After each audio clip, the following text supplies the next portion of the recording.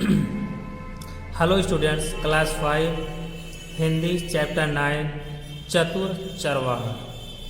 ये जो कहानी है एक चतुर चरवाहे के विषय में जिसका नाम था मनुआ।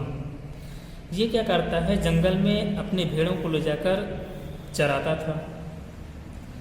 एक दिन क्या होता है, जो मनुआ था वो बड़ी सड़क के पास वाले मैदान में अपने भेड़ को चरा रहा था।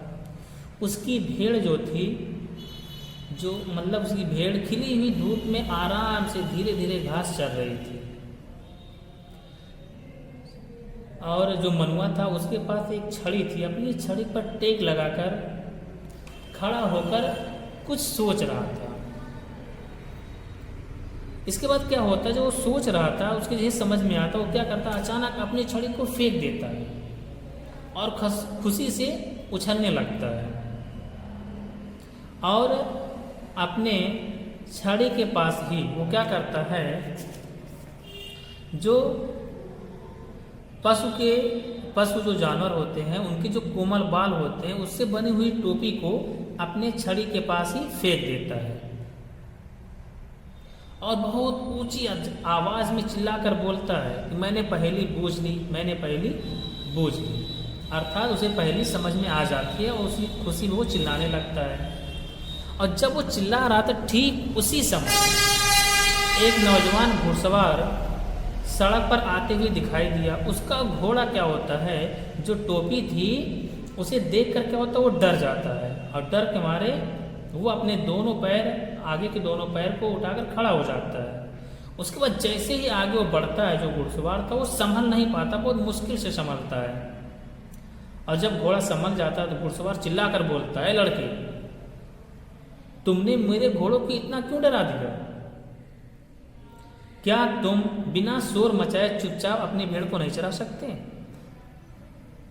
मनुआ क्या कहता है कि मैं जानबूझकर नहीं डराया। अच्छा, तो फिर तुम चिल्लाए क्यों? घुड़सवार कहता है, तुम चिल्लाए क्यों? तुम अपनी टोपी को नीचे क्यों फेंके? घुड़सवार ने पूछा। जब फिर उसने क्या कि जो चरा रहा था, जो चरवाहा था, वो क्या कहता, मैं बहुत खुश था। मनुआ कहता मैं बहुत खुश था।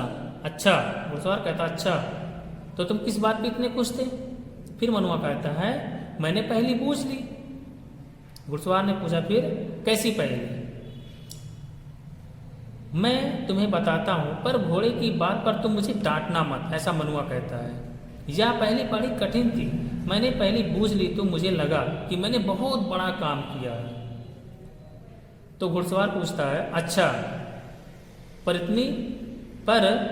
अपनी पहेली तो बताओ, कौन सी पहेली थी तो तुमने बूझ ली?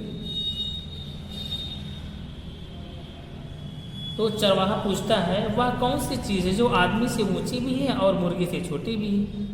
ऐसा चरवाहा पूछता है। लेकिन जो अज्ञात घुड़सवार था वो सोचने लगता है, लेकिन उसे कुछ समझ में नहीं आता है। तो वो उस चरवाहे से कहता है, मैं हार मानता हूं, तुम ही बता दो। तो मनुआ जो था, जो चरवाहा था, वो बताता है टोपी है। कि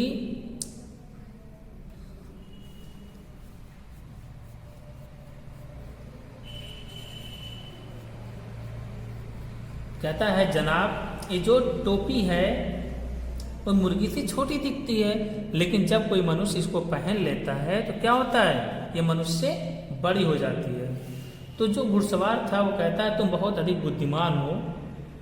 अच्छा, अब मेरी बात सुनो, कल इसी समय इसी रास्ते से मैं घर जाऊंगा, तुम यहाँ मेरा इंतजार करना। अपनी भेड़ों में से सबसे अच्छी भेड़ मेरे लिए चुनकर रखना, लेकिन इसके लिए मैं तुम्हारे पिता से जितना भी पैसा मांगे तुम्हारे पिता, उनको मैं दे दूंगा। लेकिन वो एक शर्त रखता है कि जो भेड़ हो, न सफ़ेद हो, न काली हो, न भूरी हो, न चितकबरी हो, वह किसी रंग की भी नहीं होनी चाहिए। घुड़सवार ने लड़के से ऐसा कहा।